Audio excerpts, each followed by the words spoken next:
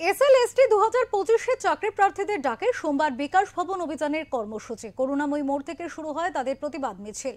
নিয়োগে বৈষম্য ও অস্বচ্ছতা এই অভিযোগেই পথে নামেন চাকরি প্রার্থীরা।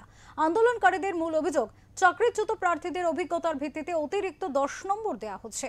নতুন পরীক্ষার্থীদের সেই অভিজ্ঞতা স্বাভাবিকভাবেই না থাকায় তারা অন্যায্য প্রতিযোগিতার শিকার হচ্ছেন। অনেকে লিখিত পরীক্ষায় প্রায় 50 নম্বরের মতো উচ্চ নম্বর পেলেও ইন্টারভিউ কল পাননি, এমন দাবিও তুলেছেন বহু প্রার্থী।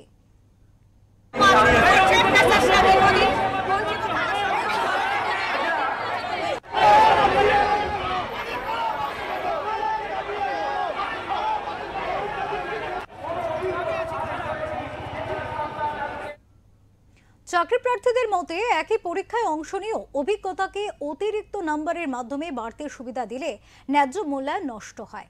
এই অন্যায়ের বিরুদ্ধে এদিনের মিছিল ও বিকাশ ভবন অভিযান করেন তারা।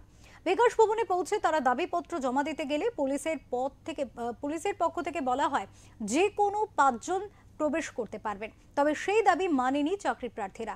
এরপরই সেখানে অবস্থানে বসে পড়েন তারা। সম্পূর্ণ নিয়োগ প্রক্রিয়ায় সমতা, স্বচ্ছতা এবং ত্রুটিমুক্ত মূল্যায়ন নিশ্চিত করার দাবি তোলেন।